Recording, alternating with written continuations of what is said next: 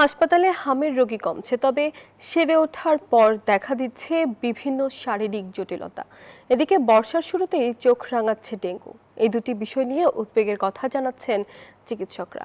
তারা বলছেন, কেউ আক্রান্ত হলে সময় মতো হাসপাতালে নিতে হবে, নয়তো বাড়তে পারে বিপদ। নাইমাল জিকোর প্রতিবেদন। রাজধানীর শিশু হাসপাতালের হাম ওয়ার্ডে মা জাকিয়া তার ছোট্ট শিশুকে ভর্তি করিয়েছেন। চলছে অ্যান্টিবায়োটিক স্যালাইন।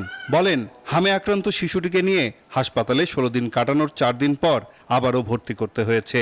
বাসা যাওয়ার পর আবার জ্বর আসছিল, ইনফেকশনটা একটু বাড়ছিল, পরে আবার কালকের আগের দিন আসছি, এখন আবার একটু কমছে। জাকিয়ার মতো হাম পরবর্তী নানা জটিলতা নিয়ে হাসপাতালে আসছেন অভিভাবকরা। হামের চিকিৎসায় চলতে আছে। 2টার পর হইতে বাচ্চা ভালো হয়েছিল, কিন্তু 3টার পর হইতে বাচ্চা আবার কাশি আর শ্বাসের সমস্যা আছে। ডেঙ্গু রোগীদের জন্য প্রস্তুত রাখা হয়েছে ওয়ার্ড। হঠাৎ করে তার জ্বর আসছে, জ্বর আসার পর একদিন অপেক্ষা করলাম যে না পাখায় দেখি যে না জ্বর ছাড়তেছে না, তারপর একদিন পরেই হসপিটালে নিয়ে আসলাম। চিকিৎসকরা বলছেন, হামের রোগী কমছে, তবে সেরে ওঠার পর নিউমোনিয়া, কানের সংক্রমণ, অপুষ্টি সহ নানা জটিলতা দেখা দিতে পারে। এদিকে বর্ষার শুরুতেই ডেঙ্গু নিয়ে দেখা দিয়েছে উদ্বেগ।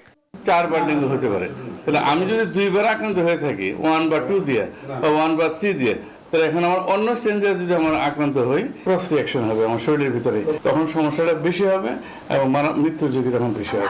নতুনভাবে আক্রান্ত হাম খুবই কম, 2-1টা যেগুলো আসতেছে সেগুলো কমপ্লিকেশন নিয়ে আসছে, হাম জটিলতা নিয়ে আসতেছে। যেগুলো হাম হয়েছিল 1 মাস আগে, 1.5 মাস আগে, ওরা আবার ফের ডায়রিয়া, নিউমোনিয়া নিয়ে আসতেছে।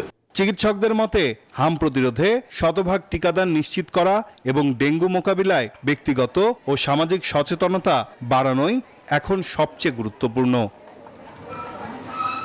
নাইম আল চিকো, নিউজ 24, ঢাকা।